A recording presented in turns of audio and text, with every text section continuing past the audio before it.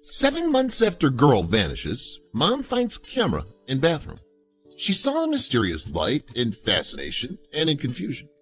Then she realized something suddenly. She could feel her heart beating fast as she realized what she was actually seeing with her eyes. She called for her husband in a nervous voice. He sprinted into the room and couldn't believe what he saw. He started searching on his laptop. He was looking to find hidden cameras and find out where they're from. When he realized he was out of his depth, he called the police. Sarah Boes was in her daughter's room doing some housework. She knew her daughter would appreciate coming home to a clean room when she came back. But she found something that she couldn't believe. She hadn't been in this room for ages. Jessica, her daughter, had been missing for over 7 months now. She vanished without a trace, and with leads to look for her, everyone was devastated. Sarah loved her daughter more than anything. Jessica was just a child, and she would do anything to have her back. Sarah and her husband, Joe, couldn't think of a world without her. Jessica was a good kid. She may have been 18, but she had loyal friends and got good grades in school. On the other hand, that didn't mean she never got into any trouble. She did have the occasional fight with her mother. Once the police heard about Jessica and Sarah having a fight, they immediately concluded that she must have run away from home. Sarah didn't believe it, not one bit. Teenagers fight with their parents frequently. This doesn't necessarily mean that the child's had a bad life at home, but the police saw things different. Jessica's room looked normal. There was nothing out of place other than her general messiness. Her bag that she kept her phone in was gone, so they just presumed she'd gone out somewhere. They took pictures of her room before moving anything just to make sure. Then they searched the room, but nothing was found. They didn't know that they had made a mistake. After searching everywhere they could, they had to cancel their search parties that were being conducted in the area. Her husband had lost hope, but Sarah wasn't ready to give in just yet. Sarah needed to double her efforts. She wanted to show the police wrong and prove that her daughter didn't run away. Even with their occasional fights, she would never have even considered getting away from home. Sarah had only just mustered the strength to go into her daughter's room. She saw the state it was in, and since the police had searched it, her room was in such a state. The police had searched every nook and cranny and disregarding how they were wrecking the room. She wanted to clean it, for when, not if, her daughter came home. She was sobbing while she did so. She put everything back in its original place and went towards the bathroom. She had no idea what she was about to uncover. Looking at the mirror, she pictured her daughter brushing her hair there every day and brushing her teeth in front of the mirror. She smiled as she remembered how long her daughter would take in the bathroom, straightening her hair. Nothing seemed out of the ordinary as she continued to clean, but then she stumbled upon something that would turn her world upside down. While she cleaned the bathroom, she noticed a red, blinking light out of the corner of her eye. Inside the mirror handle was something that would have had her screaming for her husband. She narrowed her eyes at the strange light and then realized what it was. She could feel her pulse quicken as she called out her husband's name. What Sarah had unwittingly found was a recording camera.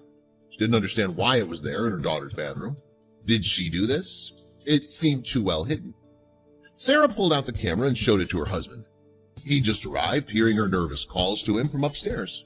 He didn't know what they had just stumbled upon. "What's wrong?" Joe asked Sarah. "Look," Sarah said as she showed him the small device. Sarah continued to tell him how she found it. As he listened, his heart quickened. He felt stricken with anger. He grabbed his phone, took a picture of it, and raced down to his laptop. He wanted to know exactly what kind of camera this was. He wanted to know everything about it. Little did he know the truth would only bring more misery. His blood boiled. This had to have been planted by someone else. He couldn't type fast enough as he researched everything about it and how to find the device it was connected to. He spent hours researching, and eventually it paid off. It was possible to track the device, but to do this, they needed professional help. Immediately, they contacted the police, who were a little reluctant at first to the new, mysterious piece of evidence. But once Sarah showed them the pictures, they immediately turned up to investigate further. They took the small device and contacted the FBI. This new piece of evidence was exactly what Sarah needed to convince the police that there was much more to her daughter's disappearance than meets the eye. And there certainly was. Now all Sarah and Joe had to do was sit and wait to hear back from the police. They tried to keep themselves busy, but it was no use. They were sure they'd found a big clue as to where their daughter was.